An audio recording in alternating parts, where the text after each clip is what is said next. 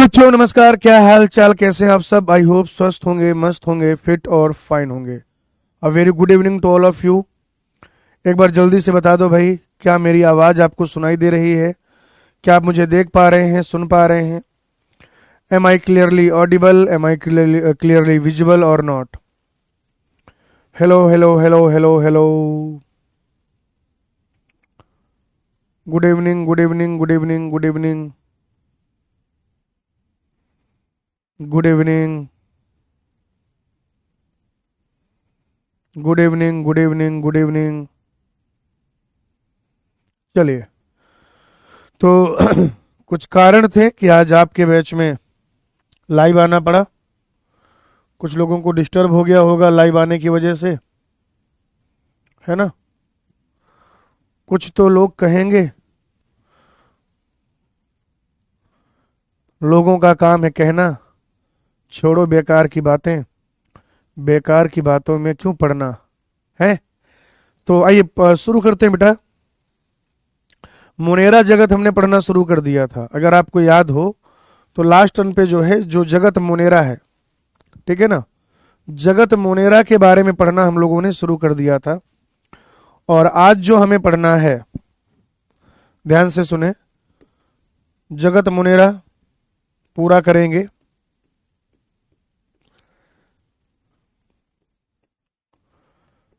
सबसे पहले बेटा पढ़ते हैं मुनेरा जगत में या जीवाणु में प्रजनन, क्योंकि पोषण की बात हम लोग कर चुके थे, श्वसन की बात कर चुके थे, उनका जो एक कैरेक्टरिस्टिक शेप होता है वो भी हम लोग देख चुके थे।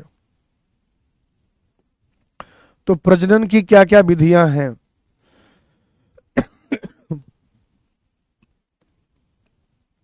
एक तो हो जाएगा अलैंगिक प्रजनन यानी कि असेक्सुअल रिप्रोडक्शन। अलैंगिक प्रजनन यानी कि असेक्सुअल रिप्रोडक्शन। इसके अलावा बेटा आप कहेंगे अंतः बीजाणु के द्वारा, अंतः बीजाणु द्वारा, अंतः बीजाणु द्वारा। और फिर हो जाएगा आनुवांशिक पुनर्योजन। जेनेटिक रिकॉम्बिनेशन कह लीजिए या प्रजनन में ही आनुवांशिक पुनर्योजन पढ़ लेते हैं। आनुवांशिक पुनर्योजन, आनुवांशिक पुनर्योजन के बारे में बेटा पढ़ लेते हैं। अलैंगिक प्रजनन जो है वो होता है विखंडन के द्वारा। आगे बात समझ। अलैंगिक प्रजनन जो है बेटा वो होता है कैसे? तो आप कहेंगे कि सर वो तो विखंडन के द्वारा होता है। बिल्कुल ठीक बात है, वो होता है विखंडन के द्वारा, यानी कि फिजन के द्वारा। फिजन, फिजन के द्वारा होता है, अर्थात विखंडन के द्वारा होता है। इसमें क्या होगा बेटा, एक सेल है, उसका विभाजन होगा और एक सेल से दो सेल बन जाएंगे। और ये कैसा होता है, ये मैं आपको जब असूत्री विभाजन पढ़ा रहा था तो पढ़ा चुका हूं। सेल डिवीजन वाले चैप्टर में जब भी मैंने आपको असूत्री विभाजन पढ़ाया था तो मैंने बताया था कि जो असूत्री विभाजन होता है वह समसूत्र विभाजन से अलग है। जैसे समसूत्र विभाजन में आप प्रोफेज, मेटाफेज, एनाफेज, टेलोफेज ये सब देखते हो, असूत्री विभाजन में ऐसा नहीं होता। ठीक है, तो यह सूत्री विभाजन के द्वारा एक सेल से दो सेल बनेगा, या आप ऐसा कह सकते हैं कि एक बैक्टीरिया से दो बैक्टीरिया बनेगा, हो गया प्रजनन। अंतः बीजाणु द्वारा क्या है, अगर आप बात करें अंतः बीजाणु द्वारा, तो आप कहेंगे कि विषम परिस्थितियों में, विषम परिस्थितियों में,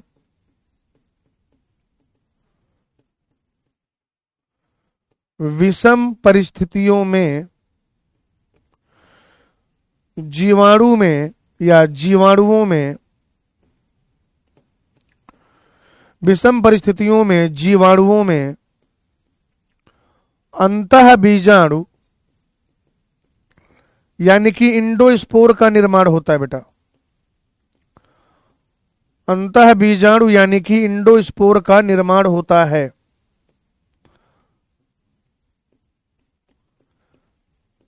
ठीक है जी।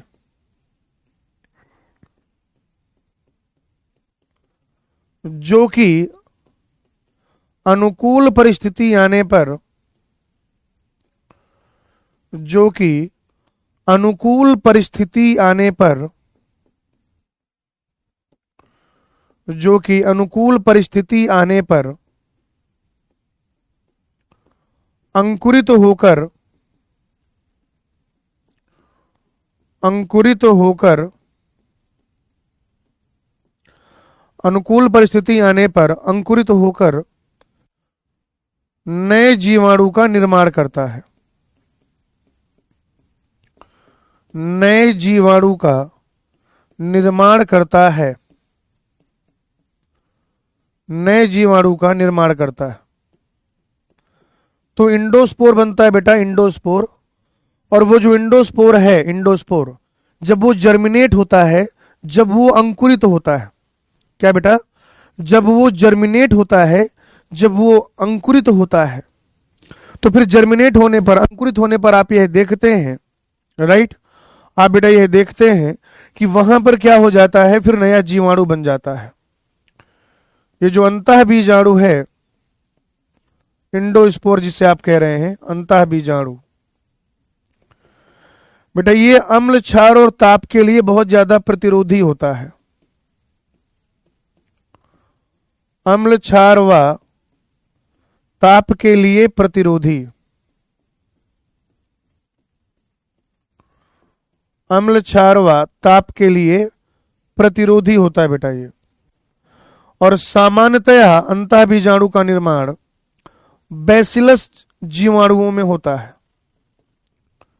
सामान्यतया अंतः बीजाणु यानी कि इंडोस्पोर जो है बच्चों, अंतः बीजाणु यानी कि इंडोस्पोर का निर्माण बैसिलस जीवाणुओं में होता है, बैसिलस जीवाणुओं में होता है। ठीक है, जब बुरा वक्त चल रहा होता है बैक्टीरिया का, तो बैक्टीरिया क्या करता है, अपना पूरा साइटोप्लाज्म और अपना जो आनुवांशिक पदार्थ है उसको केंद्र पे लोकेलाइज्ड कर लेता है। कहां पे बेटा, उसको एकदम जो है आप देखेंगे तो केंद्र पर जो है वो उसको लोकेलाइज्ड कर लेता है भाई, केंद्र पर,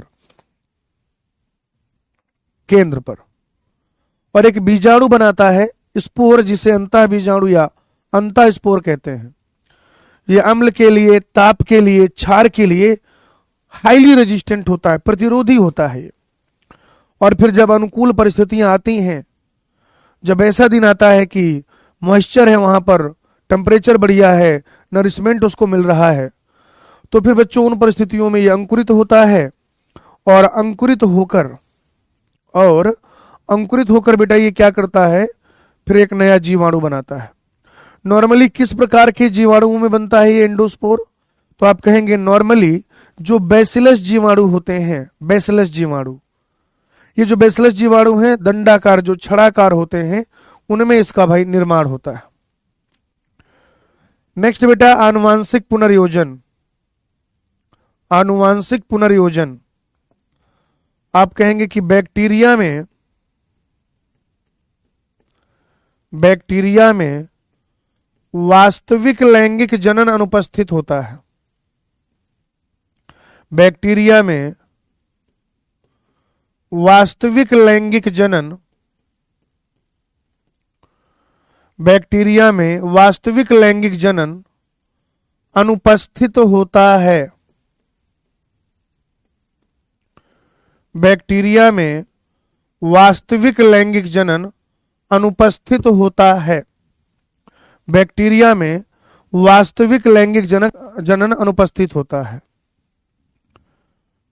लेकिन बैक्टीरिया में एक दिशीय यूनिडायरेक्शनल, बैक्टीरिया में एक दिशीय यानी कि यूनिडायरेक्शनल, एक दिशीय आनुवांशिक पुनर्योजन, एक दिशीय आनुवांशिक पुनर्योजन, एक दिशीय आनुवांशिक पुनर्योजन देखने को मिलता है।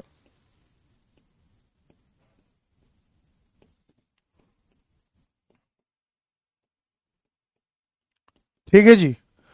एक दिशीय आनुवांशिक पुनर्योजन को देखने को मिलता है, यूनिडायरेक्शनल। और ये जो एक दिशीय आनुवांशिक पुनर्योजन है ये कैसे कैसे होता है? तो बच्चों ये होता है संयुग्मन से। संयुग्मन यानी कि कॉन्जुगेशन।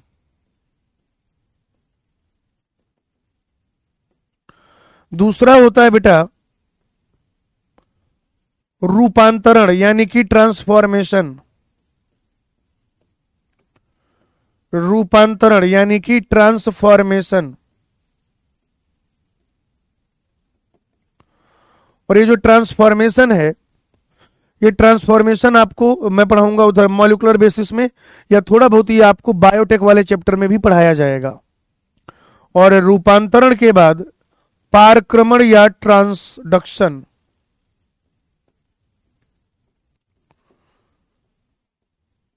इसके बारे में आपको ज्यादा डिस्कस ही नहीं करना, इसके सवाल आपसे पूछते ही नहीं, आपके सिलेबस में ट्रांसडक्शन कहीं पर पढ़ाया नहीं गया। तो ये तीन विधियां हैं, संयुग्मन, रूपांतरण और पारक्रमण, कॉन्जुगेशन, ट्रांसफॉर्मेशन और ट्रांसडक्शन, कि जिनकी वजह से क्या होता है बताइए जरा। आप ये कहेंगे कि जो एक दिशीय या जो यूनिडायरेक्शनल आनुवांशिक पुनर्योजन है वो बैक्टीरिया में हो पाता है। ठीक है, इतना ही पढ़ना था प्रजनन में। यहां तक देखिए बेटा, फिर आगे बढ़ेंगे। फटाफट से देखो इसको।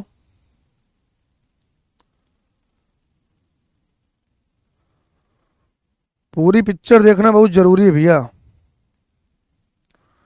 समझ रहे हो? पूरी पिक्चर देखना जो है बहुत जरूरी है।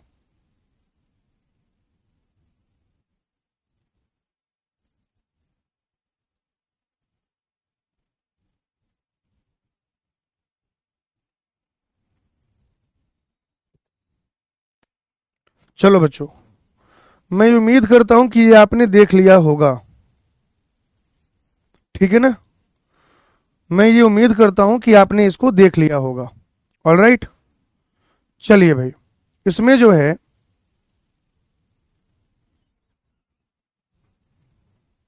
अब मैं आपको पढ़ा देता हूं बैक्टीरिया का आर्थिक महत्व, या बैक्टीरिया का सिग्निफिकेंस ऑफ बैक्टीरिया। जीवाणुओं का आर्थिक महत्व या जीवाणुओं का महत्व।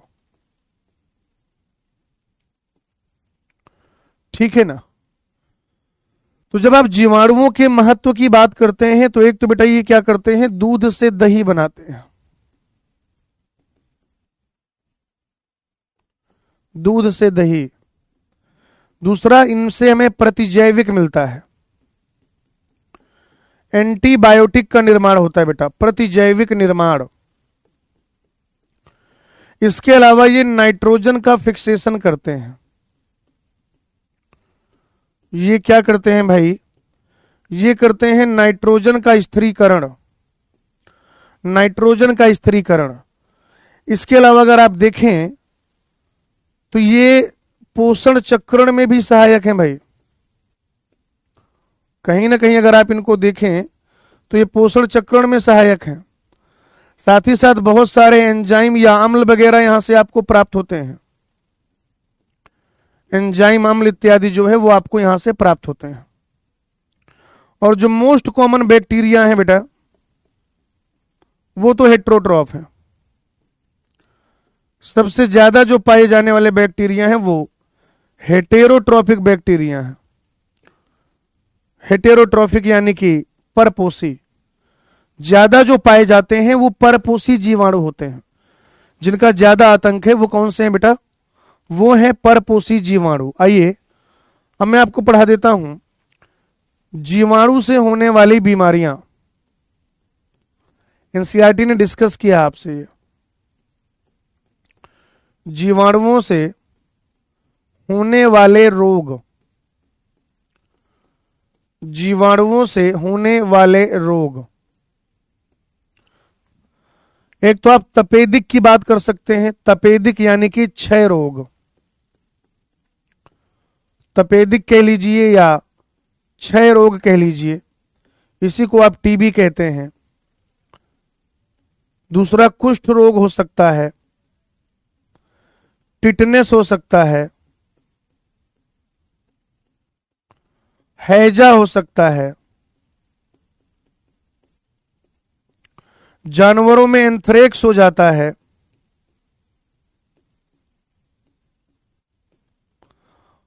पादपों में सिट्रस कैंकर हो जाता है, सिट्रस कैंकर। ये अलग अलग बीमारियां हैं जो बैक्टीरिया, ऊपर की 4 बीमारियां इंसानों में, 5वीं वाली जानवरों में, और बाकी जो 6वीं वाली है उनको पादप में, प्लांट में जो है फैलाता है बीमारी। देखो बेटा, ये होता है माइकोबैक्टीरियम ट्यूबरकुलोसिस नाम के बैक्टीरिया से। Mycobacterium tuberculosis, Mycobacterium tuberculosis, Mycobacterium tuberculosis. फिर क्या है भाई, कुष्ठ रोग। कुष्ठ रोग जो है वो होता है माइकोबैक्टीरियम लेप्री नाम के जीवाणु से। माइकोबैक्टीरियम लेप्री नाम का जो जीवाणु है उससे होता है ये। टिटनेस जो है वो होता है क्लोस्ट्रीडियम, क्लोस्ट्रीडियम टिटेनी, इस जीवाणु से होता है भाई। हैजा, हैजा होता है बेटा विब्रियो कॉलोरी नाम के जीवाणु से। Vibrio cholerae. एंथ्रेक्स जो है वो होता है बैसिलस एंथेरिकस से।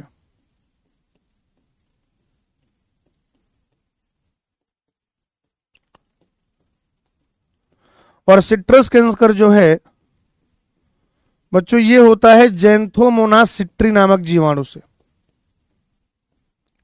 किससे होता है? जेंथोमोनास सिट्री नामक जीवाणु से होता है। यहीं पर याद करो ये सारे के सारे, फटाफट से याद करो, और जिसको याद हो जाए वो बताए। अभी तुरंत वीडियो कॉल करके उससे पूछेंगे। बेटा जल्दी से इसको याद करो, फटाफट से यहीं पर, फटाफट से यहीं पर याद करो भाई।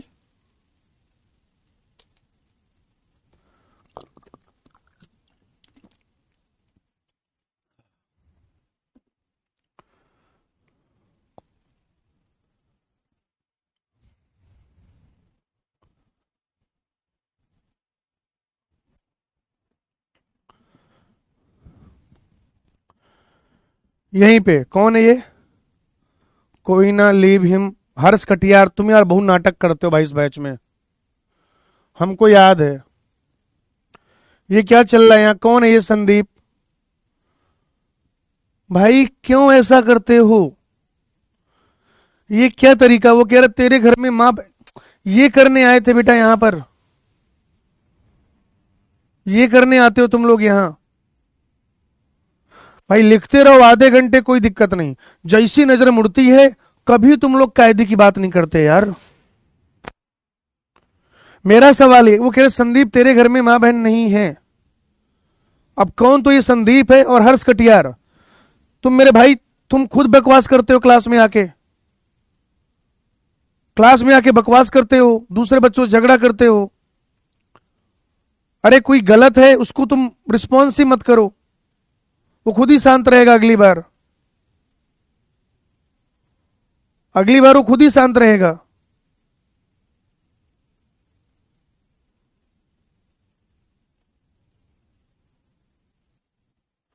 बेटा पुनर्योजन का मतलब मैंने बताया था।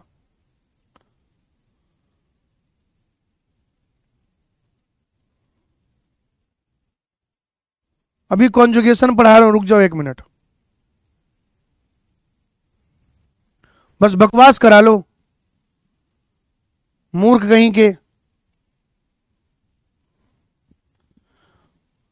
यार ऐसा बैच है क्या तुम्हारा? तुम लोग एकदम लोफड़ ओफड़ टाइप के लोग हो क्या? यहां पे एक चीज ये पढ़नी थी, आनुवांशिक पुनर्योजन, उसमें जो संयुग्मन है वो समझा देता हूं मैं तुम्हें। फोन उठाओ जरा हर्ष कटियार, तुम कहां हो? ये विष्णु सर की बकरी, ये इस बैच में क्या कर रहे हो भाई तुम? है ये कौन है ये विष्णु सर की बकरी? क्या तरीका है ये? और बेटा बकरी भी कोई बिरयानी बना के खा जाएगा ना, म्या म्या भी नहीं कर पाओगे। उठाओ जरा, तुम पहले फोन उठाओ, तुम्हारा देखें हम। जितनी बार भी लाइव क्लास ली होगी इस भाई ने जरूर नाटक फैलाया होगा।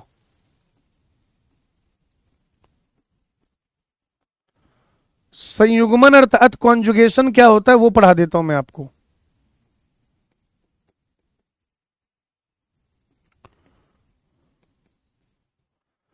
उठाओ भैया, हर्ष जी फोन उठाइए।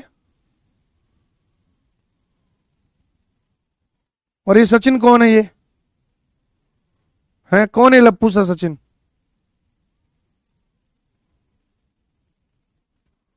और ये कौन है ये विष्णु सर की बकरी? तुम भी फोन उठाओ। कौन हो तुम लोग? ये यही नाम रखा है तुम्हारे माँ बाप ने तुम्हारा? नीट का फॉर्म भरोगे तो यही नाम लिखोगे?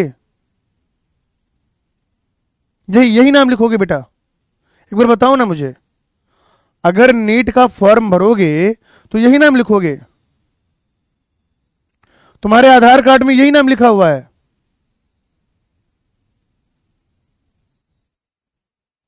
और फिर लिखना भी है तो कुछ अच्छा नाम लिखो। मतलब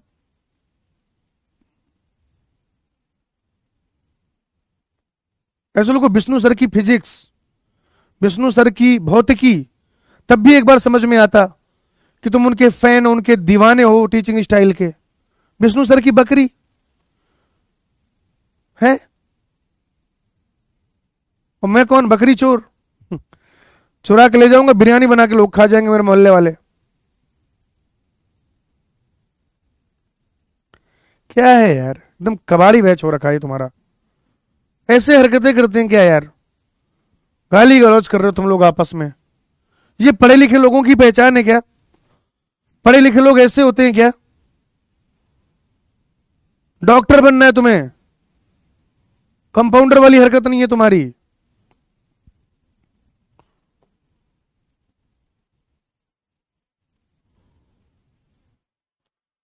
इधर देखो, दो बैक्टीरिया ले लो।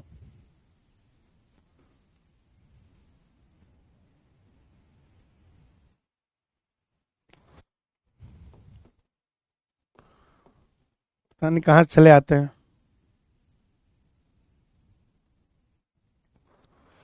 एक ये बैक्टीरिया है और दूसरा ये बैक्टीरिया है। यहां पर दो बैक्टीरिया हैं। यहां पर क्या है? दो बैक्टीरिया हैं भाई जी। ये जो पहला वाला बैक्टीरिया है, इसको ये क्या है बेटा? ये पिलाई है, रोम। सेल वाले चैप्टर में रोम पढ़ाया था। ये क्या है? इनका डीएनए है।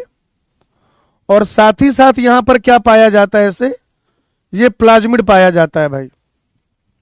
क्या पाया जाता है? प्लाज्मिड। इस वाले बैक्टीरिया में प्लाज्मिड नहीं है। तो जिस बैक्टीरिया में ये एफ प्लाज्मिड पाया जाता है, अब बहुत सारे बच्चे कहेंगे सर एफ प्लाज्मिड क्या होता है? बेटा एफ प्लाज्मिड मैं आपको पढ़ा चुका हूं सेल वाले चैप्टर में। तुम्हारे बैच में सेल वाला चैप्टर हो चुका है और सेल वाले चैप्टर में मैं ये पढ़ा चुका हूं। तो ऐसा बैक्टीरिया जिसमें एफ प्लाज्मिड पाया जाता है उसको कहते हैं एफ पॉजिटिव, और इसको कहते हैं एफ निगेटिव। इसको कहते हैं एफ पॉजिटिव, इसको कहते हैं एफ निगेटिव। ठीक है भाई? अच्छा, इसके बाद क्या होता है कि जो एफ पॉजिटिव है इसको ना एक तरीके से नर बैक्टीरिया मान लिया जाता है और इसको मादा बैक्टीरिया मान लिया जाता है। यह अगर आप देखें तो एफ पॉजिटिव को कह दिया जाता है दाता और इसको कह दिया जाता है ग्राही। ठीक है? तो ऐसा बैक्टीरिया जिसमें एफ प्लाज्मिड प्रेजेंट होता है, ऐसा बैक्टीरिया जिसमें एफ प्लाज्मिड प्रेजेंट होता है, उसे हम लोग क्या कहते हैं? एफ पॉजिटिव बैक्टीरिया कहते हैं। और या फिर बेटा उसी को कह दिया जाता है नर या दाता। और ऐसे बैक्टीरिया जिसमें एफ पॉजिटिव एफ प्लाज्मिड नहीं है, ऐसा बैक्टीरिया जिसमें एफ प्लाज्मिड नहीं है, उससे कह दिया जाता है एफ नेगेटिव बैक्टीरिया, या मादा कह सकते हैं, या फिर बेटा ग्राही कहा जा सकता है। अब देखिए अगले स्टेप में क्या होगा कि ये जो रोम है, यहां पर रोम, ये जो रोम है, ये इस प्रकार से क्या करेगा? एक संयुग्मन नलिका बनाएगा, कॉन्जुगेशन ट्यूब या संयुग्मन नलिका, कॉन्जुगेशन ट्यूब कह लीजिए या संयुग्मन नलिका कह दीजिए, ये बनाएगा भाई। यहां पर कौन बनाएगा? जो रोम होता है, रोम, रोम जो होता है वो ऐसा बनाएगा। ये तो उपस्थित था ही, ये इसका डीएनए हो गया भाई जी। अब आप देखिए इसका जो प्लाज्मिड है वैसे रेप्लिकेट होके आपको इधर जाता हुआ दिखाई दे रहा है। ये जो प्लाज्मिड है इसका रेप्लिकेशन होगा, और ये मैं इस तरीके से बना रहा हूं कि ये इधर जाता हुआ दिखाई दे रहा है। और अगले स्टेप में क्या देखेंगे कि अब ये दोनों बैक्टीरिया एफ पॉजिटिव हो जाएंगे। ये दोनों बैक्टीरिया क्या हो जाएंगे बेटा? अब एफ पॉजिटिव हो जाएंगे।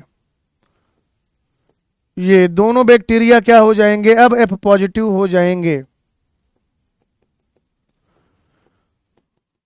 ये भी एफ पॉजिटिव है और ये भी एफ पॉजिटिव है।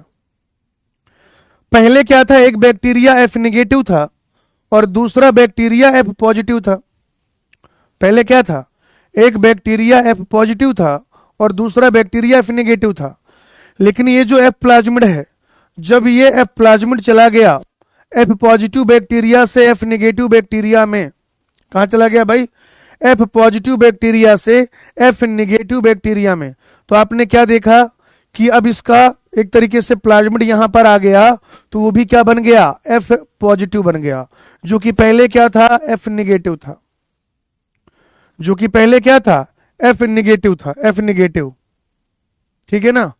तो जो पहले एफ नेगेटिव था वो भी अब एफ पॉजिटिव हो गया। ठीक है, फिर हमने ये पढ़ ही लिया था। अब इसके बाद मैं आपको ना सबसे पहले पढ़ाऊंगा आर्की बैक्टीरिया। आर्की बैक्टीरिया अर्थात आद्य जीवाणु। आद्य जीवाणु कह लीजिए या आर्की बैक्टीरिया कह लीजिए।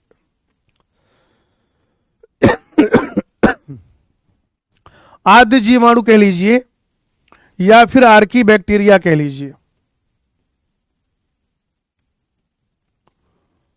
आद्य जीवाणु कह लीजिए या फिर आर्की बैक्टीरिया कह लीजिए बेटा।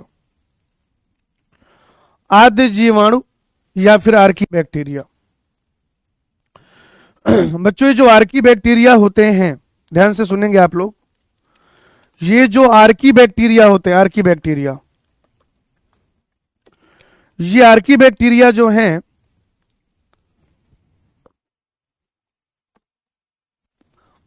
मैं आपको पहले बता चुका हूं कि इनकी जो कोशिका भित्ति है वो यू बैक्टीरिया से अलग है।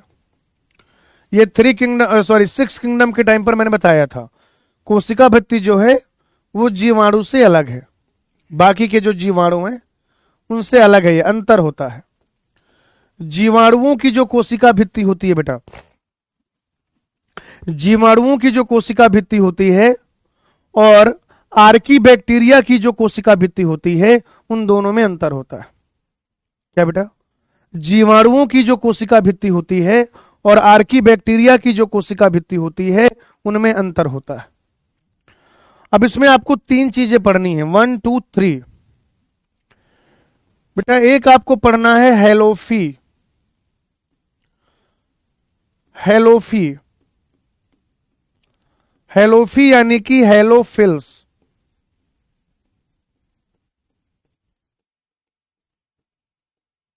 हेलोफी यानी कि हेलोफिल्स। हेलोफी यानी कि हेलोफिल्स। दूसरा थर्मोएसिडोफिल्स, थर्मोएसिडोफिल्स, थर्मोएसिडोफिल्स, थर्मोएसिडोफिल्स। और तीसरे हैं मेथेनोजन, मेथेनोजन, मेथेनोजन जो मेथेन का फॉर्मेशन कराएंगे।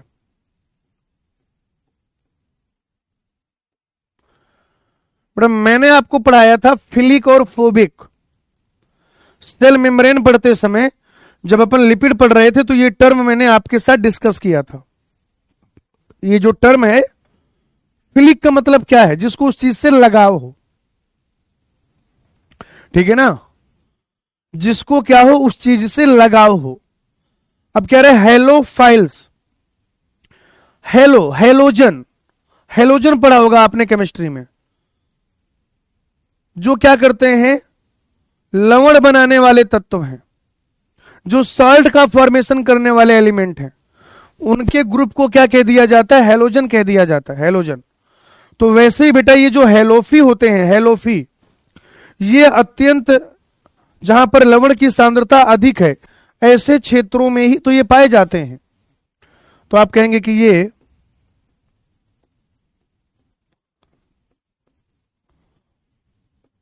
अत्यंत लवणीय सांद्रता वाले क्षेत्रों में, अत्यंत लवणीय सांद्रता वाले क्षेत्रों में पाए जाते हैं।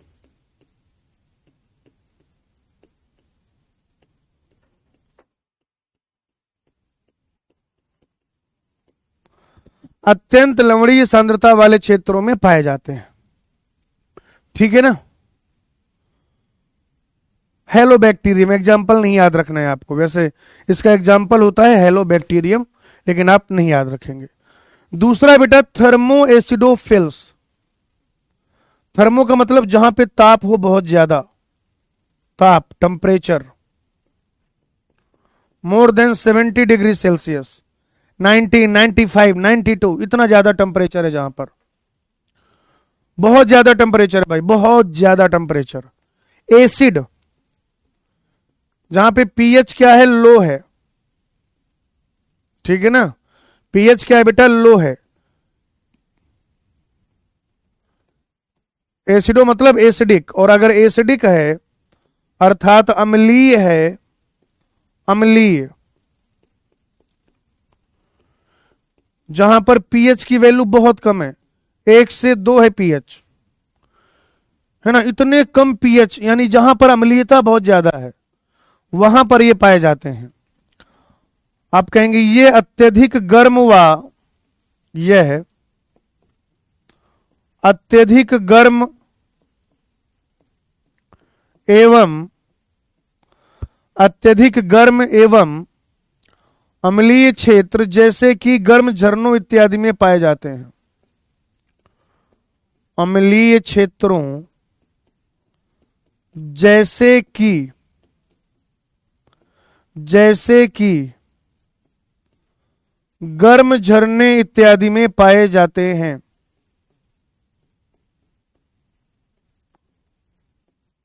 गर्म झरने इत्यादि में पाए जाते हैं, ठीक है भाई। अत्यधिक गर्म एवं अम्लीय क्षेत्र, जो गर्म झरने वगैरह हैं, हॉट सल्फर स्प्रिंग वगैरह, ये वहां पर पाए जाते हैं बेटा। कौन? थर्मोएसिडोफिल्स। अगला है मेथेनोजन। नाम से क्लियर है कि मीथेन का निर्माण कराएगा, नाम से मेथेनोजन, यानी जो मीथेन की जेनेसिस कराए। मेथेनोजन यानी कि जो मीथेन की जेनेसिस कराए, जो मीथेन का निर्माण कराए। और ये अविकल्पी अवायवीय होते हैं, ये भी याद रखेंगे आप। सबसे पहली बात तो ये कि ये होते हैं अविकल्पी अवायवीय, ऑब्लिगेट एनारोब, अविकल्पी अवायवीय होते हैं। ये कोई विकल्प नहीं है इनके पास, 100% पूरी तरीके से शुद्ध रूप से ये कैसे हैं, एनारोबिक बैक्टीरिया हैं। ये अविकल्पी अवायवीय आर्की बैक्टीरिया होते हैं, याद रखेंगे आप। ये बायोगैस फॉर्मेशन, आप कहेंगे कि बायोगैस फॉर्मेशन या मेथेन के निर्माण में, बायोगैस या आप कह सकते हैं कि मीथेन निर्माण में जो है ये संलग्न होते हैं या मीथेन का निर्माण कराते हैं। ठीक है भाई, अविकल्पी अवायवीय हैं, बायोगैस या मीथेन का फॉर्मेशन कराते हैं, तभी तो इनको हम मिथेनोजन कहते हैं। और ये कहां पर पाए जा रहे हैं बेटा, तो आप कहेंगे कि यह है पशुविष्ठा। पशुविष्ठा का मतलब है गोबर वगैरह, पशुविष्ठा यानी कि गोबर, कच्छ क्षेत्र यानी कि क्या हो, जहां पर कीचड़ हो, कीचड़ एवं जुगाली करने वाले, जुगाली करने वाले जानवरों की, जुगाली करने वाले जानवरों की गट में पाया जाता है, गट में पाया जाता है।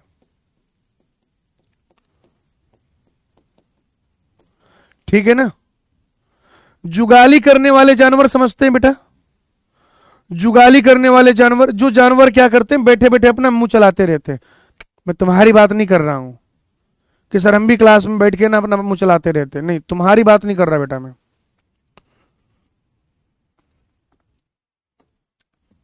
जानवर वालों को देखो, सूर्य कुमार यादव को देखा है, च्युइंगम चबाता रहता है वो, है ना। हिट करेगा, सिक्स चला गया तो, है ना, बहुत जोर जोर से च्युइंगम चबाता है भाई वो।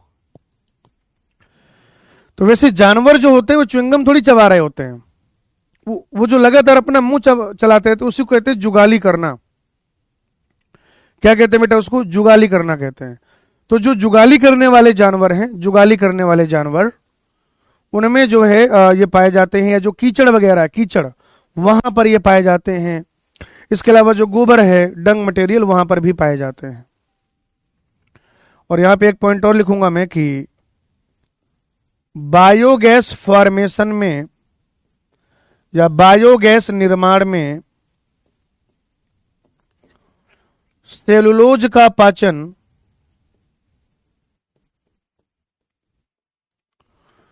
बायोगैस निर्माण में सेलुलोज का पाचन आरडीएस होता है। आरडीएस समझते हैं आप, रेट डिटरमाइनिंग स्टेप, अभिक्रिया का दर निर्धारक पद।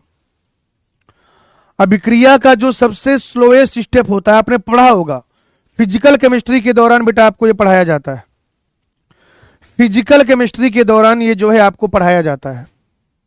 क्या पढ़ाया जाता है फिजिकल केमिस्ट्री में, कि अगर कोई मल्टी स्टेप रिएक्शन है, अगर कोई बहुपदीय अभिक्रिया है, मल्टी स्टेप रिएक्शन, बहुपदीय अभिक्रिया, तो फिर उसमें जो है जो स्लोएस्ट स्टेप होता है, क्या होता है बेटा, जो स्लोवेस्ट स्टेप होता है, जो सबसे छोटा स्टेप होता है, वो उसका दर निर्धारक पद होता है, रेट डिटरमाइनिंग स्टेप होता है, यानी कि आरडीएस होता है, आरडीएस।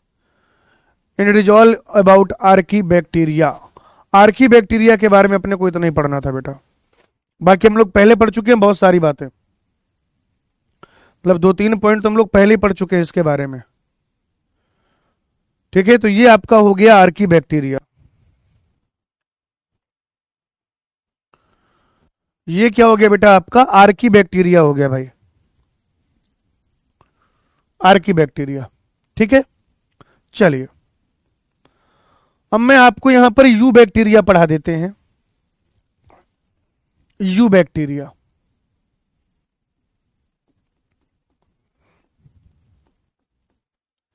You bacteria. बेटा ये जो यू बैक्टीरिया, पहले तो आप ये समझो कि इसमें आता क्या क्या है, क्योंकि जब आप एनसीईआरटी पढ़ते हो ना भाई, जब आप क्या करते हो, जब आप एनसीईआरटी पढ़ते हो तो उस समय ऐसा लगता है कि यू बैक्टीरिया का मतलब होता है साइनोबैक्टीरिया, या यू बैक्टीरिया का मतलब होता है नील हरित शैवाल। यू बैक्टीरिया का क्या मतलब होता है? नील हरित शैवाल। नहीं, यू बैक्टीरिया में आ जाएगा ग्राम धनात्मक जीवाणु। क्या आ जाएगा बेटा?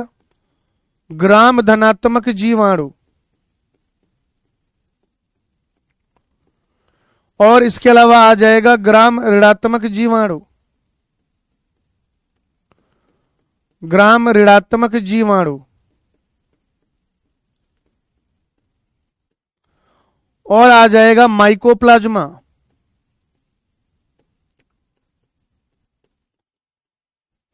और आ जाएंगे नील हरित शैवाल। नील हरित शैवाल। यानी आर्की बैक्टीरिया को छोड़कर आप मोनेरा में जो कुछ भी पढ़ते हो, आर्की बैक्टीरिया को छोड़कर आप मोनेरा में जो कुछ भी पढ़ते हो, आर्की बैक्टीरिया के अलावा आप मोनेरा में जो भी चीजें पढ़ते हो वो सब यू बैक्टीरिया में आती हैं बेटा। वो सब किस में आती हैं? यू बैक्टीरिया में। यू बैक्टीरिया में मेरे भाई। और यू बैक्टीरिया की विशेष पहचान क्या है बताओ जरा मुझे तो। यू बैक्टीरिया की विशेष पहचान बताओ जरा। यू बैक्टीरिया की विशेष पहचान।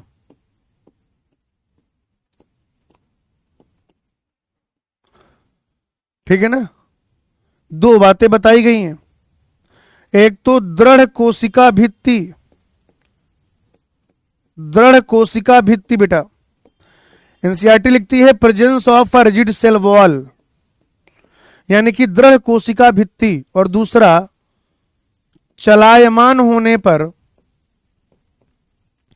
यानी कि मोटाइल होने पर, चलायमान होने पर फ्लैजेला की उपस्थिति। चलायमान होने पर फ्लैजेला की उपस्थिति। चलायमान होने पर फ्लैजेला की उपस्थिति। चलायमान होने पर फ्लैजेला की उपस्थिति। तो ये क्या होता है मेरे बेटे, अगर आप देखें तो ये विशेष पहचान है आर्की बैक्टीरिया की। एनसीईआरटी कहती है presence of cell wall and presence of flagella if motile are the characteristic feature of eubacteria. यानी कि दृढ़ कोशिका भित्ति का पाया जाना। क्या बच्चों? दृढ़ कोशिका भित्ति का पाया जाना और चलायमान होने पर फ्लैजेला का पाया जाना, ये यू बैक्टीरिया की क्या है? एक विशेष पहचान है, कैरेक्टरिस्टिक फीचर है। ठीक है? यहां पर बेटा अपन माइकोप्लाज्मा के बारे में पढ़ लेते हैं। माइकोप्लाज्मा के बारे में। और अगली स्लाइड में, मतलब अगले बोर्ड में हम लोग क्या करेंगे, नील हरित शैवाल के बारे में पढ़ेंगे। माइकोप्लाज्मा। ठीक है, फटाफट से बोलना शुरू करो। सेल वॉल प्रेजेंट या एब्सेंट? बोलो भाई। सेल वॉल प्रेजेंट या एब्सेंट? तो आप कहेंगे कि यहां पर ना कोशिका भित्ति अनुपस्थित होती है। ठीक है, कोशिका भित्ति क्या है बेटा? अनुपस्थित होती है। ये सबसे छोटी जीवित कोशिका है, स्मॉलेस्ट लिविंग सेल। सबसे छोटी जीवित कोशिका। सबसे छोटी जीवित कोशिका।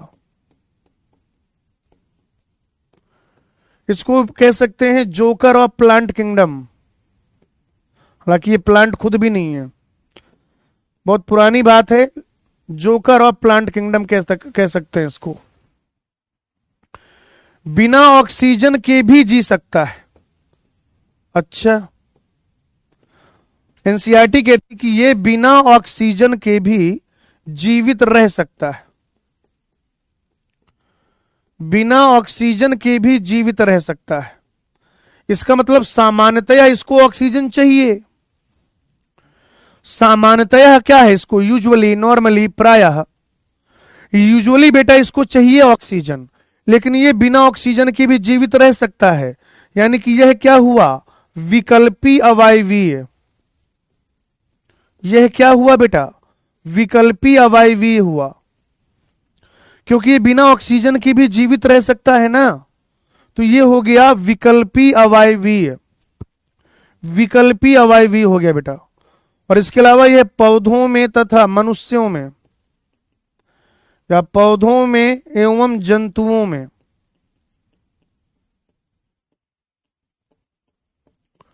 पौधों एवं जंतुओं में रोग जनित करता है, बीमारी फैलाता है बेटा, रोग जनित करता है, विभिन्न विभिन्न प्रकार की बीमारियां फैलाता है। और खास बात मैं तुम्हें बताऊं, पर्टिकुलर अगर आप जानवरों की बात करें और जानवर में भी अगर आप इंसानों की बात करें और इंसानों में भी अगर आप नर की बात करें, मेल की, तो जो नर होता है, जो मेल होता है, ये उसके रिप्रोडक्टिव ट्रैक में सूजन कॉज करते हैं, इन्फ्लेमेशन,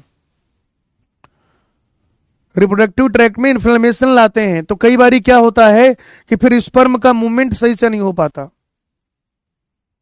ठीक है ना। तो अलग अलग प्रकार की बीमारियां या जो रोग हैं वो ये पौधों और जंतुओं में जनित करते हैं। यहां तक देख लीजिए, फिर पढ़ेंगे नील हरित शैवाल, फिर पढ़ेंगे बेटा नील हरित शैवाल।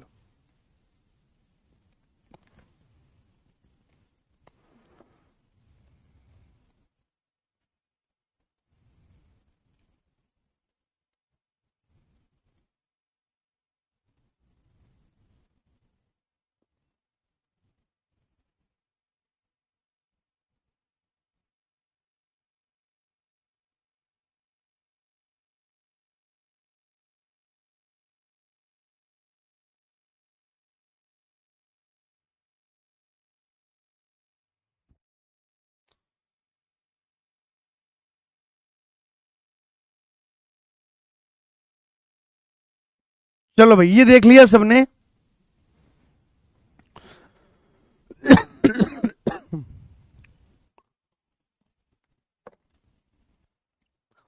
अब इसके बाद में आपको पढ़ाएंगे, क्या पढ़ाएंगे मैं आपको बताइए जरा बेटा। मैं आपको पढ़ाने जा रहे हैं नील हरित शैवाल।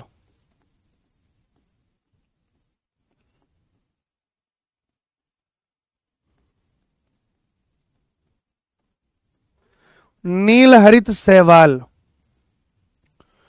नील हरित शैवाल को इंग्लिश में कहते हैं blue green algae, blue green algae. Short में कहते हैं बीजीए। एक और नाम होता है इनका साइनोबैक्टीरिया, या इसी को कहते हैं साइनोफाइसी।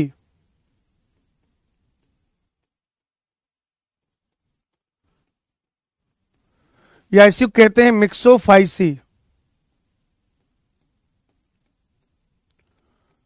साइनोफाइसी या मिक्सोफाइसी। नील हरित शैवाल, blue green algae, BGA, cyanobacteria, cyanophyceae या फिर मिक्सोफाइसी, बड़े सारे नाम है इसके, आप जिस मर्जी आए नाम से बुला सकते हो।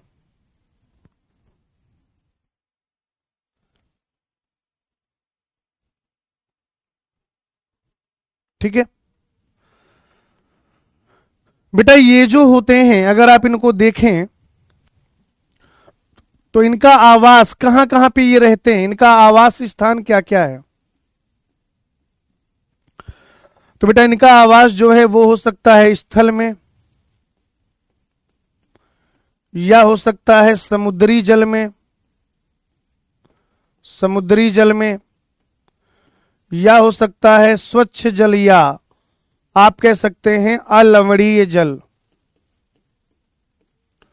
ठीक है ना, स्थल में रहते हैं ये, समुद्री जल में रहते हैं, ठीक है ना, स्थल में, समुद्री जल में, अलवणीय जल में।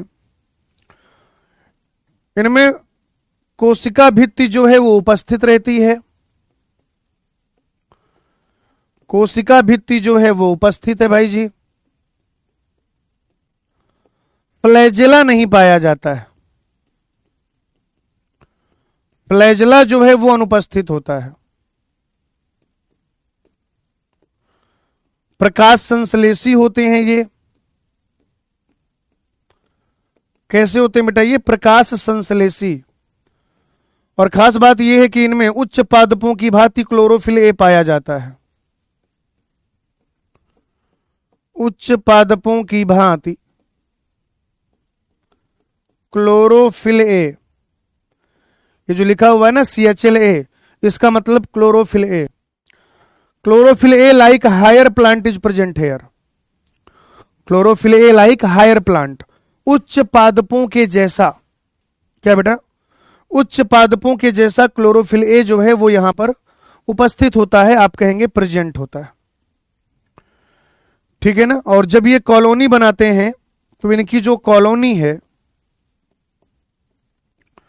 आप कहेंगे इनकी कॉलोनी जेली नुमा संरचना से ढकी रहती है या जेली नुमा संरचना से आवृत रहती है। जेली नुमा संरचना से आवृत रहती है, ढकी हुई रहती है, ये इसके कहने का मतलब हुआ। भाई आप ऐसे समझो ना, क्योंकि एक सपोर्ट थोड़ा सा चाहिए ना, इन सबको बांध के रखना है ऐसे। ये 1 है, ये 2 3 4 5 6 7 8 ऐसे हैं, इनको अगर बांध के रखना है तो वैसे क्या है, इनके बाहर चारों तरफ क्या है, एक जेली जैसी चीज पाई जाती है। ऐसे क्या होता है, जेली जैसी चीज पाई जाती है, तो वो वाली बात यहां पर बताई गई है।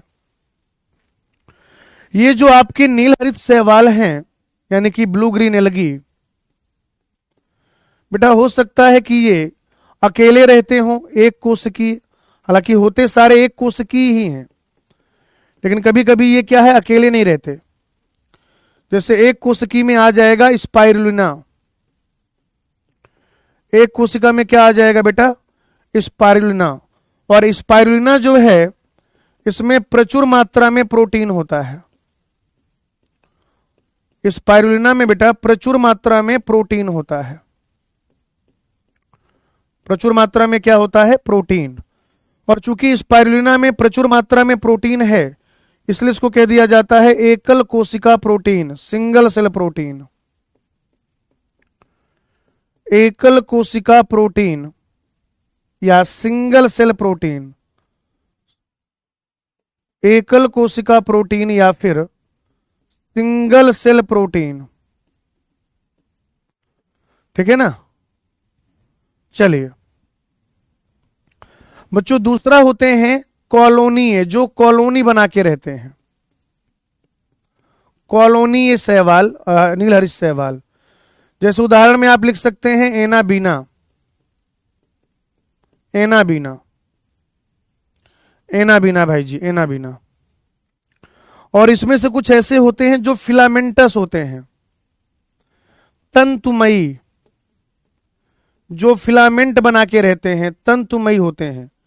जैसे एक तो हो जाएगा ऑसिलोटोरिया,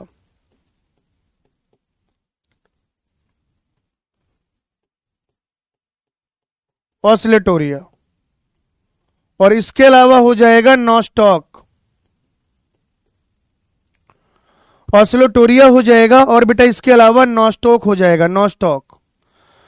तो ऑसिलोटोरिया और नॉस्टॉक क्या है, तंतुमयी है। जैसे अगर आप देखें तो ये इस तरीके से कुछ उन्होंने नॉस्टॉक बनाया भी है।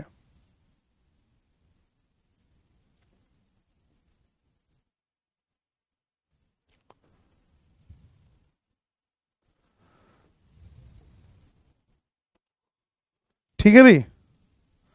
अब इसके चारों तरफ क्या होगा, एक श्लेष्मी आच्छाद्य होगा। इसके चारों तरफ बेटा क्या होगा, एक श्लेष्मी आच्छाद्य होगा बेटा।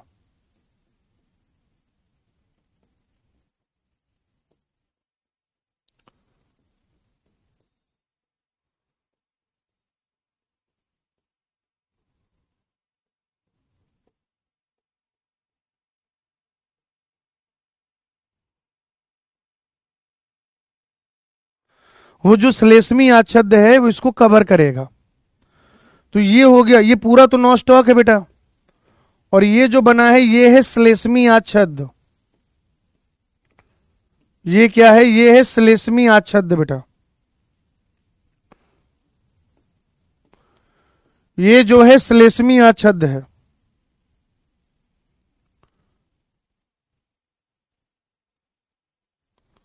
श्लेष्मी आच्छद्य।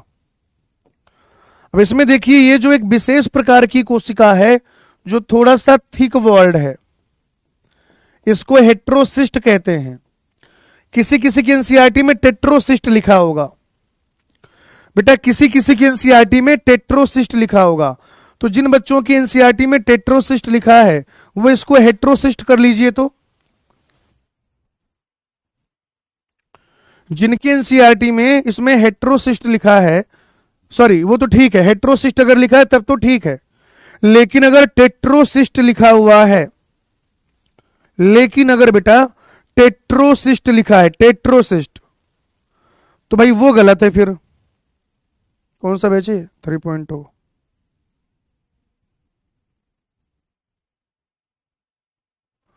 ठीक है ना? अगर किसी की एनसीईआरटी में टेट्रोसिस्ट लिखा है तो फिर वो गलत लिखा है भाई जी, हेट्रोसिस्ट कर लीजिएगा। और हेट्रोसिस्ट वो विशेष कोशिका है जो नाइट्रोजन के स्थिरीकरण में सहायक है, और ये थोड़ा सा थिक वॉल्ड होती है। ये जो भित्ति है ये थोड़ा सा कैसी होती है? Thick walled. ठीक है ना? ये जो भित्ति होती है थोड़ा सा कैसी होती है? थिक वॉल्ड होती है बेटा, थिक वॉल्ड। तो ये चीज अपने को ध्यान में रखना है। क्लियर? एक पॉइंट और यहां पे लिखा दूं क्या? एक पॉइंट और, चलो पहले ये लिख लो, फिर अगली अगली स्लाइड में लिख लेंगे, नहीं तो ज्यादा हौच पौच हो जाएगा।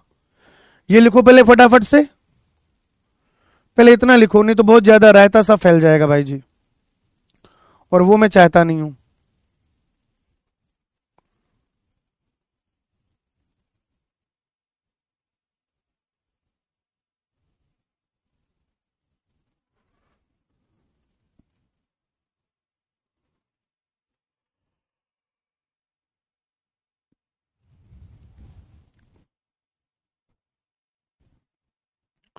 चलिए, यहां पर मैं आपको 2 पॉइंट और डिस्कस करूंगा।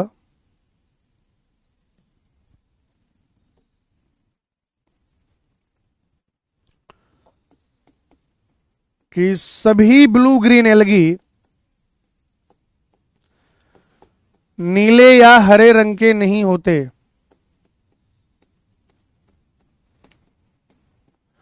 सभी ब्लू ग्रीन एल्गी नीले या हरे रंग के नहीं होते।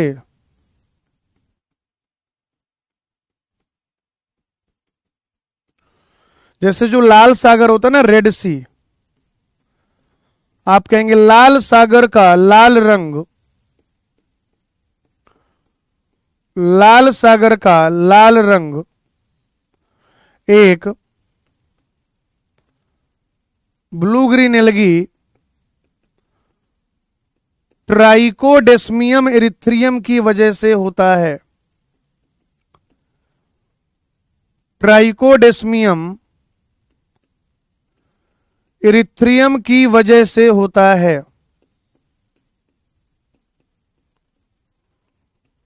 ट्राइकोडेस्मियम एरिथ्रियम की वजह से होता है। किसकी वजह से होता है भाई? ये होता है ट्राइकोडेस्मियम एरिथ्रियम की वजह से। और जो ट्राइकोडेस्मियम एरिथ्रियम है वो ब्लू ग्रीन एल्गी है। तो लाल रंग में ये जो ट्राइकोडेस्मियम एरिथ्रियम है ये बहुत ज्यादा पाया जाता है, सॉरी लाल सागर में ये बहुत ज्यादा पाया जाता है। और इसके पाए जाने की वजह से वो पूरा जो पानी है लाल सागर का वो एकदम लालम लाल दिखता है। एक चीज और पढ़ेंगे, शैवाल प्रस्फुटन। ठीक है जी, शैवाल प्रस्फुटन पढ़ेंगे, या फिर एल्गल ब्लूम कहा जाएगा उसे।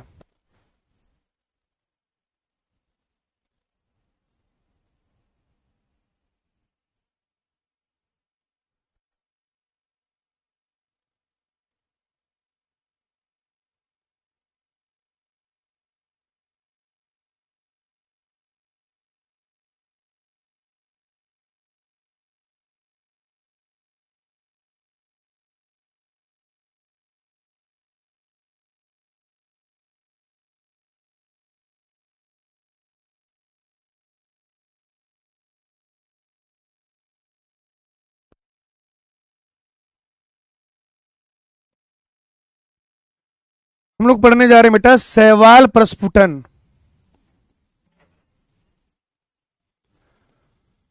शैवाल प्रस्फुटन यानी कि एल्गल ब्लूम।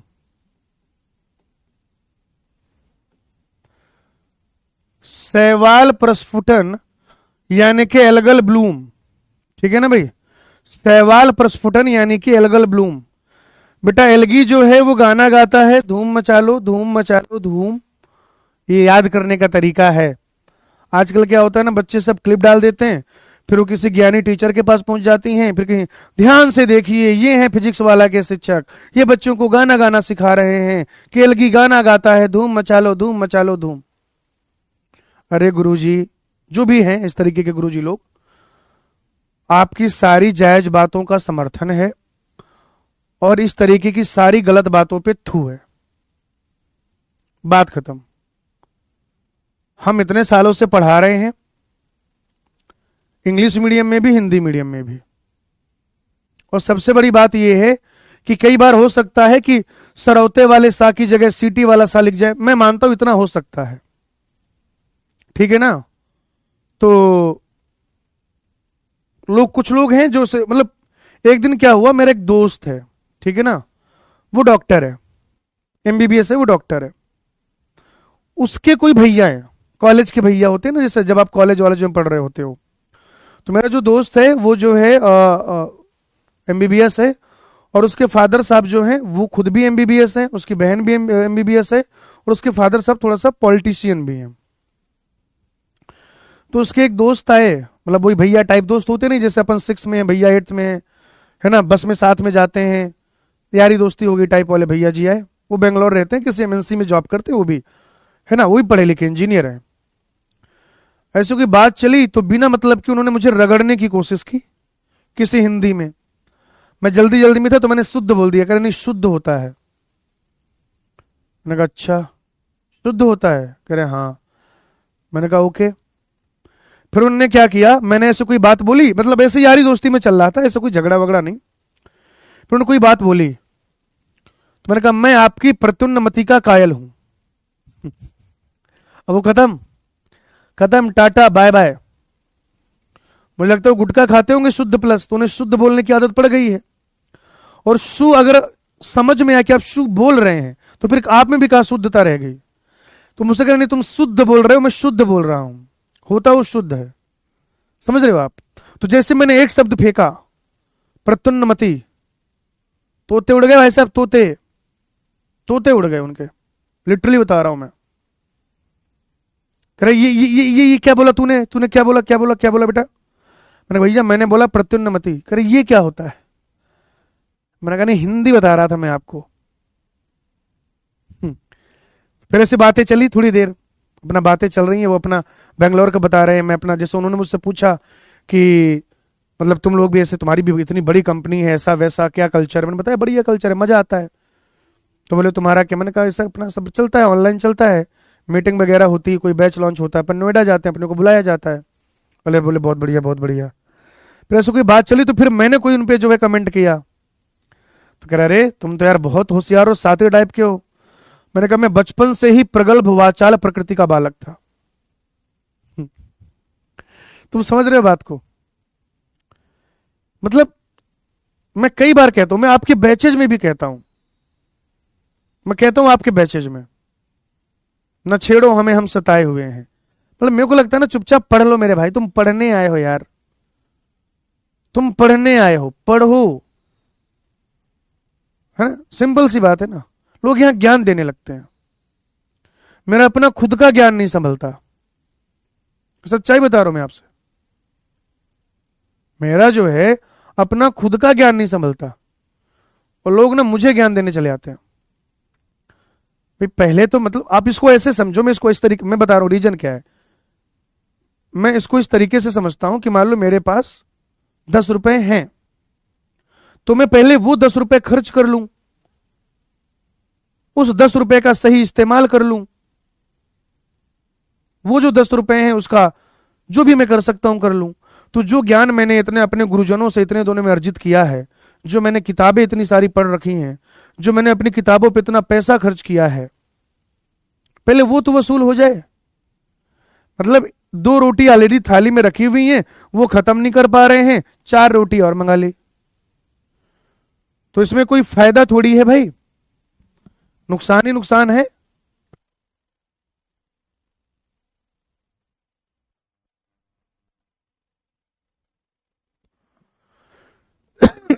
ठीक है ना? तो ये थोड़ा सा ध्यान रखना।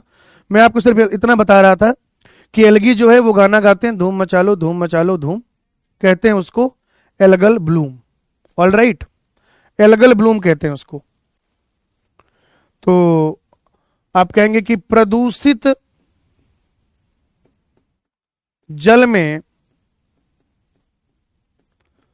प्रदूषित जल में जहां पे क्या है, कंटेमिनेटेड वाटर है, जहां पर जल में क्या है, ऑर्गेनिक कंटेंट बहुत ज्यादा है, प्रदूषण है वहां पे बहुत ज्यादा। तो आप कहेंगे प्रदूषित जल में ये तेजी से अपनी संख्या बढ़ाते हैं, तेजी से अपनी संख्या बढ़ाते हैं। और ये तेजी से अपनी संख्या बढ़ाते हैं कहने का क्या मतलब हुआ? ये तेजी से अपनी संख्या बढ़ाते हैं कहने का क्या मतलब हुआ, बताइए? कि भाई इनमें बहुत ज्यादा रिप्रोडक्शन होता है, जब खाना पीना दबा के मिल रहा होता है तो इंसान अपना भी आकार बढ़ाता है और बच्चे भी खूब पैदा करता है। ये चीज शैवालों को समझ में आ गई। और इसी चीज को क्या कहा जाता है बेटा? शैवाल प्रस्फुटन कहा जाता है, शैवाल प्रस्फुटन, एल्गल ब्लूम। इसी को क्या कहते हैं? शैवाल प्रस्फुटन या एल्गल ब्लूम कहते हैं। ठीक है ना? चलो, तो ये पूरा हुआ। थोड़ा सा प्रोटिस्टा पढ़ लेते हैं भाई जी। पढ़ोगे बेटा, प्रोटिस्टा पढ़ोगे? चलो, जो लोग प्रोटिस्टा पढ़ना चाहते हैं वो लोग हाँ में आंसर करेंगे, और जो लोग चाहते हैं कि प्रोटिस्टा हम लोग कल शुरू करेंगे, कहां गया ये, जो लोग ये चाहते हैं कि प्रोटिस्टा कल पढ़ा जाए वो लोग ना में आंसर करेंगे, और जो लोग ये चाहते हैं कि प्रोटिस्टा आज ही शुरू कर दिया जाए वो लोग हाँ में आंसर करेंगे। शुरू हो जाओ।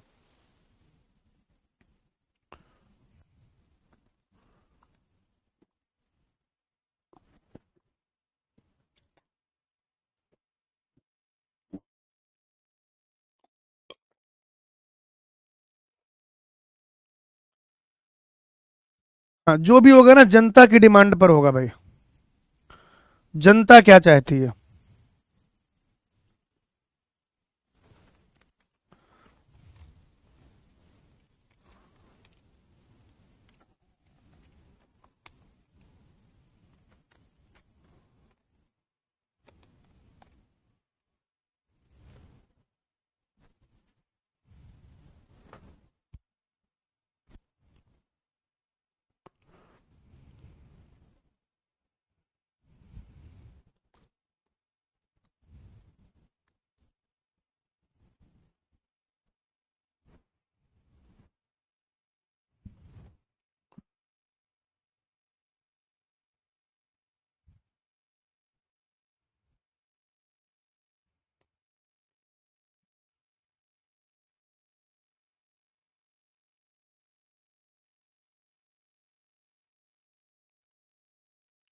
हाँ, तो मैक्सिमम जनता का यह विचार है कि भाई प्रोटिस्टा आज ही शुरू होना चाहिए।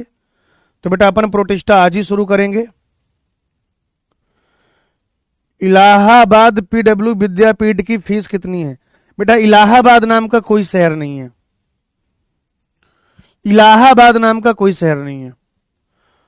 ठीक है ना? उत्तर प्रदेश सरकार के हिसाब से वो प्रयागराज है, जिसे पहले इलाहाबाद कहते थे। जो आपने लिखा इंग्लिश में इलाहाबाद है ना, वो ए से शुरू होता है, आई से नहीं शुरू होता। तो अगर आप उसी शहर की बात कर रहे हैं, ठीक है ना, जिसे प्रयागराज उत्तर प्रदेश सरकार ने नया नाम दिया है, तो बेटा वहां हमारा विद्यापीठ है और उसकी फीस मुझे मालूम नहीं है। मैं हालांकि ये कल रिकॉर्डिंग के टाइम पे भी बता दूंगा, ऐसा कुछ नहीं है। आज रात में फोन कर लूंगा कि भाई विद्यापीठ की फीस कितनी है। बस आप मुझे एक चीज और बता दीजिए कि आपको किस बैच की फीस जाननी है, क्योंकि ना 9th की अलग फीस होती है, 10th की अलग होती है, 11th की अलग, 12th की अलग, ड्रॉपर की अलग।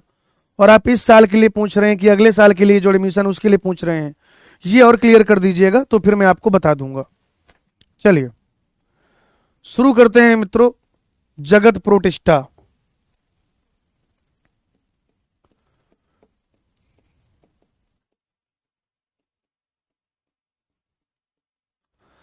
जगत प्रोटिस्टा शुरू करेंगे मित्रों।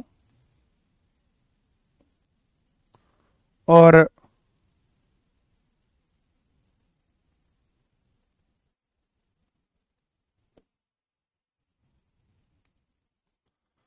ये जो प्रोटिस्टा जगत है, प्रोटिस्टा जगत,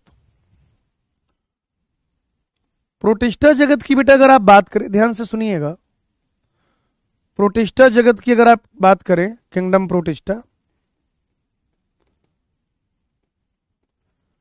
किंगडम प्रोटिस्टा,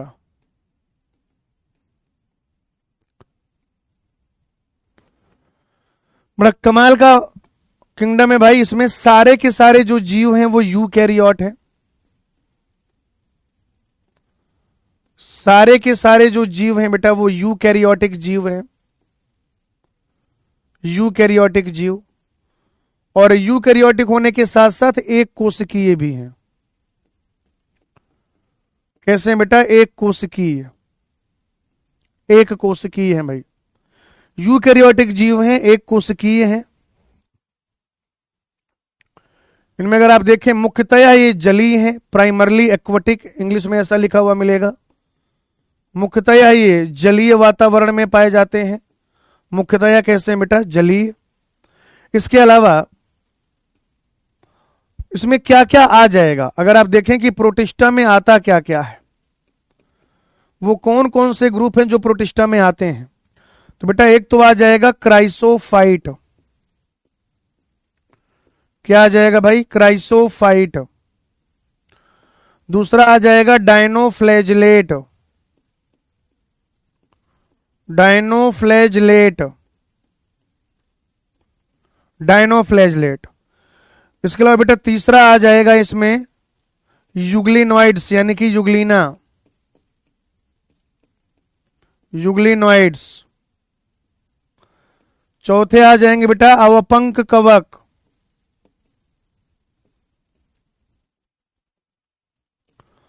पांचवें हो जाएंगे प्रोटोजोआ।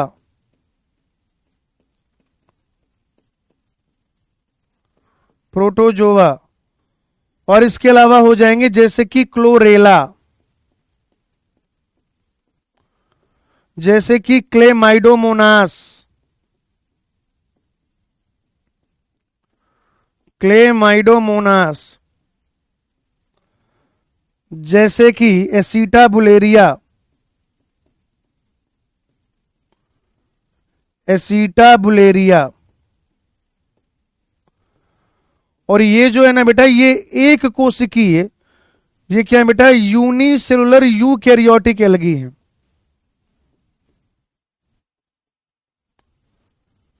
यूनिसेलुलर यूकैरियोटिक एल्गी है भाई, यूनिसेलुलर यूकैरियोटिक एल्गी। और ये जब मैं आपको किंगडम क्लासिफिकेशन पढ़ा रहा था तभी भी मैंने बताया था बेटा, जब मैं आपको क्या पढ़ा रहा था? किंगडम क्लासिफिकेशन, तभी भी मैंने बताया था कि ये जो होते हैं भाई, ये कैसे होते हैं बताइएगा जरा मुझे। यूनिसेलुलर हैं, यूकैरियोट हैं। इनके बाकी के जो करेक्टर हैं, इनकी बाकी की जो विशेषताएं हैं वो आपको मिलती जुलती मिलेगी हरे शैवालों से, ग्रीन एल्गी से, लेकिन ये यूनिसेलुलर एक कोशिकीय है और यूकैरियोटिक है। तो इनको कहां पर रखा जाएगा? प्रोटिस्टा जगत में रखा जाएगा। इंग्लिश में लिखा है boundaries of this kingdom is not well defined. Boundaries of this kingdom is not well defined, यानी इस जगत की सीमाएं,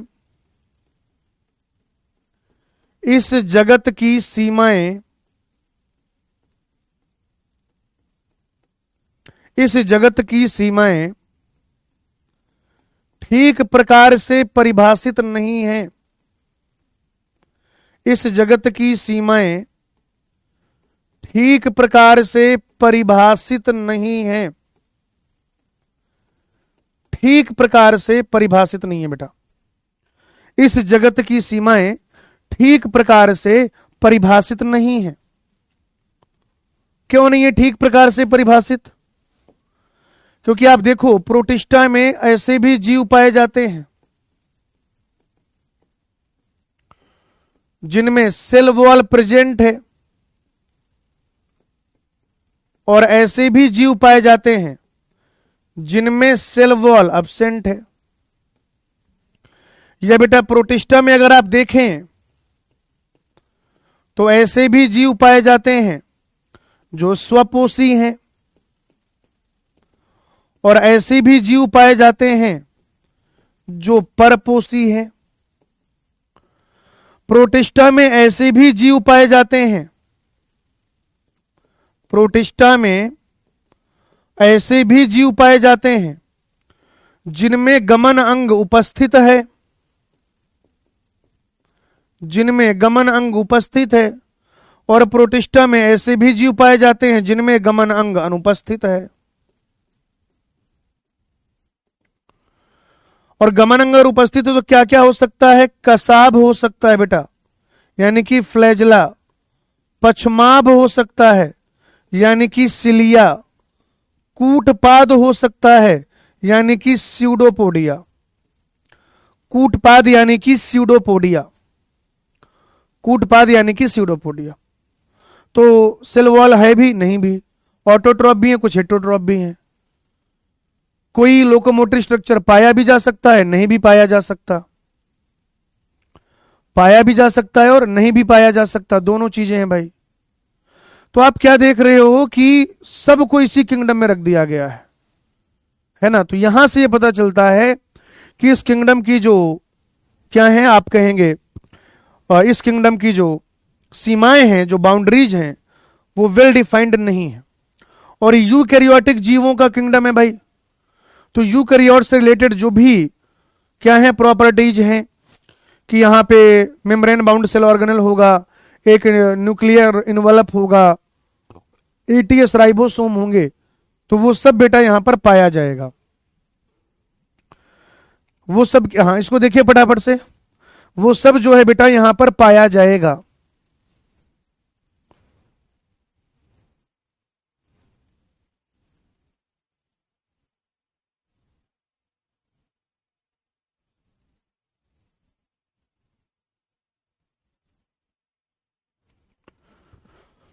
चलो बेटा, समय है तो क्या कर लेते हैं, थोड़ा सा अपन पढ़ लेते हैं क्राइसोफाइट्स भी।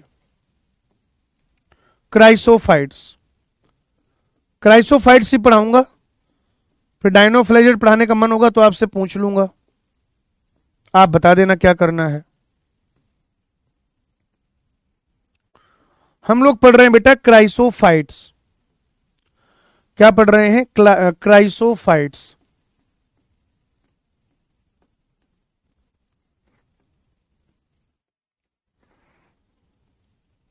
क्राइसोफाइट्स, क्राइसोफाइट्स में दो चीजें आती हैं। एक तो आता है डायटम,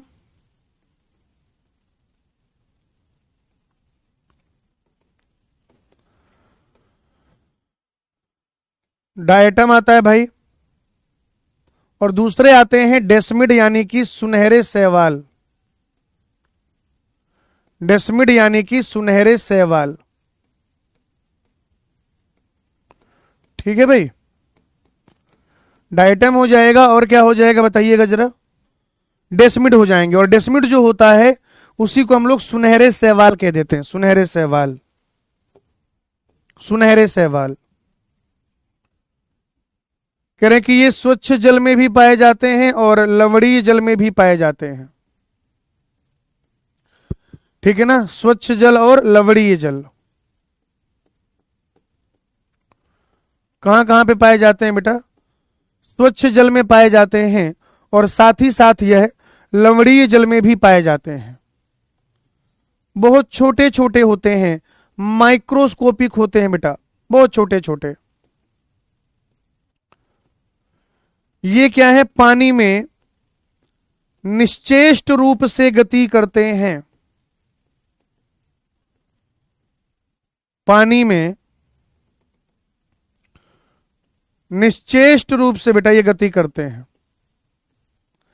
निश्चेष्ट रूप से गति करते हैं। पानी में निश्चेष्ट रूप से गति करते हैं, यानी कि इनको कह दिया जाएगा कि ये प्लैंकटन होते हैं। क्या होते हैं बेटा? प्लैंकटन। ये निश्चेष्ट रूप से गति करते हैं, ये प्लैंकटन होते हैं। प्लैंकटन का क्या मतलब है समझो जरा। प्लैंकटन का क्या मतलब है बेटा? प्लैंकटन का यह मतलब होता है, ध्यान से सुनिएगा, कि जैसे पानी, जैसे मान लो ये है डायरेक्शन ए और मतलब ये है ए पॉइंट, ये है बी पॉइंट। अगर पानी ए से बी जा रहा है तो ये भी ए से बी जाएंगे। क्या बोला? A B. हाँ, पानी अगर ए से बी की ओर जा रहा है तो डायटम भी, या जो क्राइसोफाइट है वो भी किधर जाएंगे? ए से बी। पानी अगर बी से ए जा रहा है तो ये भी बी से ए जा। इनकी अपनी कोई चेष्टा नहीं है, इनकी अपनी कोई चेष्टा, इनकी अपनी कोई ख्वाहिश, इनकी अपनी कोई आरजू, इनकी अपनी कोई खुद की तमन्ना नहीं है। इनकी अपनी कोई ख्वाहिश नहीं है, कोई चेष्टा नहीं है, कोई तमन्ना नहीं है, कोई आरजू नहीं है। मतलब इन्हें इस बात से फर्क नहीं पड़ता कि पानी किधर जा रहा है। कह रहे जिधर पानी जा रहा है हम उधर चले चलेंगे, हमारी अपनी कोई इच्छा नहीं है। पानी ए से बी जा रहा है, हम भी ए से बी जाएंगे। तो ये निश्चेष्ट रूप से गति करते हैं, इनकी अपनी कोई चेष्टा नहीं है। प्लैंकटन कहा जाता है इंग्लिश में, प्लैंकटन, प्लैंकटन कहा जाता है। कोशिका भित्ति को अगर आप देखें,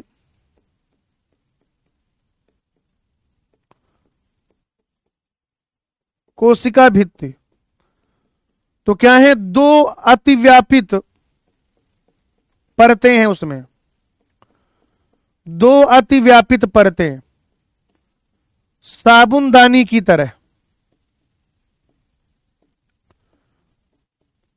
दो ओवरलैपिंग परतें हैं बेटा साबुनदानी की तरह, साबुनदानी की तरह। ऐसे एक रहेगा, दूसरा ये रहेगा। ये जो ऊपर वाला इसको कहते हैं एपिथीका। ऊपर वाले को क्या कहते हैं बेटा? एपिथेका। और नीचे वाले को कहते हैं हाइपोथीका। ऊपर वाले को एपिथीका कहते हैं और नीचे वाले को बेटा हाइपोथीका कहते हैं। और ये जो कोशिका भित्ति है ये किसका बना है? सेलुलोज और सिलिका का। सेलुलोज और सिलिका का बना हुआ है भाई, समझ रहे हो आप? सेलुलोज और सिलिका का बना हुआ है इसका कोशिका भित्ति, तो बहुत मजबूत हो जाता है, ठीक है ना। क्योंकि इसका जो कोशिका भित्ति है, ध्यान से समझिए, कोशिका भित्ति में क्या है? सिलिका है। कोशिका भित्ति में क्या है? सिलिका। सिलिका की वजह से क्या हो जाएगा? जो कोशिका भित्ति है, सेल वॉल बहुत मजबूत हो जाएगा, आसानी से नहीं टूटेगा।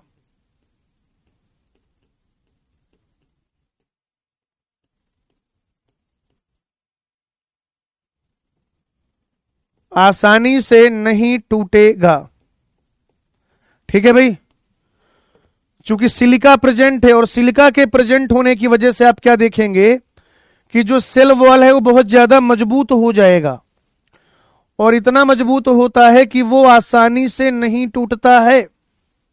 इतना मजबूत हो जाता है कि वो आसानी से नहीं टूटता। तो अब एक दूसरी बात शुरू होती है कि फिर डायटम की मृत्यु होगी।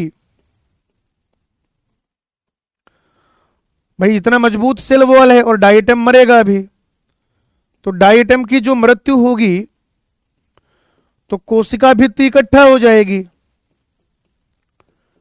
कोशिका भित्ति क्या हो जाएगी? इकट्ठा हो जाएगी, एकत्रित हो जाएगी। और ये जो बेटा कोशिका भित्ति एकत्र होती है इसको कहा जाता है डाई एटमी मृदा। क्या कह दिया जाता है बेटा? इसको डाई एटमी मृदा कह दिया जाता है। कोशिका भित्ति सिलिका के पाए जाने की वजह से, सिलिका की प्रेजेंस की वजह से सेल वॉल जो है ना, बहुत हार्ड हो जाती है, इनडिस्ट्रक्टिबल, बहुत मजबूत, जो आसानी से ना टूटे। तो फिर जब डायटम मरते हैं तो ये तो पूरे मर गए, लेकिन cell wall cell wall cell wall cell wall, बहुत सारा इनका सेल वॉल इकट्ठा हो जाता, बहुत सारा। तो उसको कहते हैं डाई एटमी मृदा। और बच्चों ये जो डाई एटमी मृदा है ये कैसी होती है? ग्रिटी होती है, कणमय होती है बेटा, कणमय, इंग्लिश में कहते हैं ग्रिटी। तो इसकी वजह से एक तो इसका उपयोग कर लिया जाता है पॉलिशिंग में, पॉलिश वगैरह करने में, ठीक है ना, पॉलिशिंग यानी कि पॉलिश वगैरह। दूसरा तेल व सिरप के निस्यंदन में, तेल व सिरप के निस्यंदन में, निस्यंदन का मतलब छानना, उनको फिल्टर करने में, ऑयल को फिल्टर करने में, सिरप को फिल्टर करने में, उनका यानी कि निस्यंदन करने में, उनको छानने में, ये क्या होते हैं बेटा, हेल्पफुल होते हैं, बहुत ज्यादा हेल्पफुल होते हैं भाई। और साथ ही साथ पॉलिश पेंट इंडस्ट्री में, पॉलिशिंग वगैरह में भी ये काम में आते हैं। किसमें काम में आते हैं बेटा, पॉलिशिंग में ये काम में आते हैं, पॉलिश वगैरह करने में, पेंट इंडस्ट्री में। और ये जो बात है पूरी किससे रिलेटेड है, सेल वॉल से। अगर आप देखें तो एनसीईआरटी ने गिनती की 6 लाइन आपको पढ़ाई है क्राइसोफाइट्स में, और उस 6 लाइन में से लगभग 4 लाइन जो है, 4 लाइन वो सेल वॉल से रिलेटेड है। किसका बना है, उसमें क्या पाया जा रहा है, उस साबुनदानी के जैसा है, जब डायटम मरेंगे तो क्या होगा, तो क्या बनेगा, डाइएटमी मृदा। डाइएटमी मृदा जो ग्रिटी है, कणमय है, तो फिर हम उसका उपयोग कहां कहां कर लेंगे, तो पॉलिशिंग में कर लेंगे, तेल और सिरप को छानने में, फिल्टर करने में, उनके निस्यंदन में कर लेंगे। और एक आखिरी पॉइंट जो नीट में बहुत बार पूछा गया है कि डाई एटम समुद्र के मुख्य उत्पादक होते हैं। समुद्र में मुख्य उत्पादक होते हैं।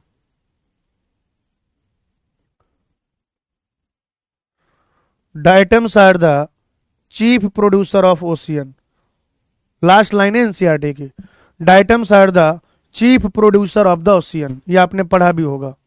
This is the last line of chrysophytes जब आप एनसीईआरटी पढ़ते हैं। इसको फटाफट से देखिए बेटा, फिर मैं आपको होमवर्क दूंगा।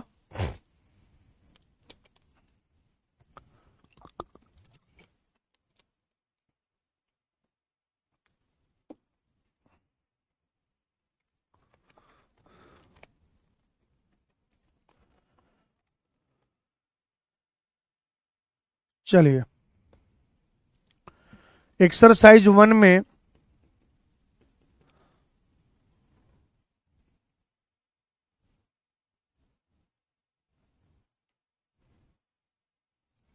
सैतालीस तक, एक्सरसाइज 2 में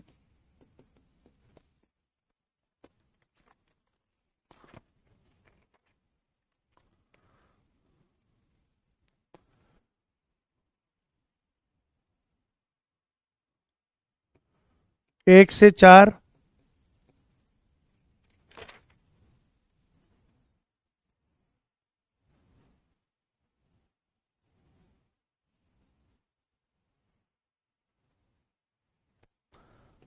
चौदह,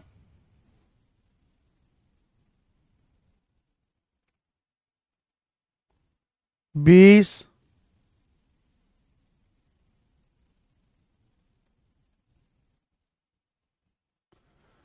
23, 24,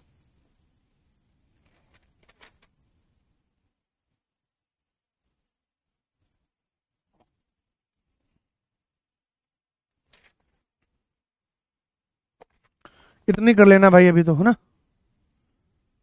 चलो, बाकी हंसते रहिए, मुस्कुराते रहिए, पढ़ते रहिए, लिखते रहिए, लेक्चर रिवाइज करते रहिए, डीपीपी सॉल्व करते रहिए, एनसीईआरटी रीडिंग करते रहिए, खुद पर यकीन रखिए, आपका ध्यान अपने लक्ष्य पर बनाए रखिए, और हमेशा ध्यान रखिए जब तक फोड़ेंगे नहीं तब तक छोड़ेंगे नहीं। आज की कथा यहीं तक, आगे I will take it on next class. Thank you, धन्यवाद।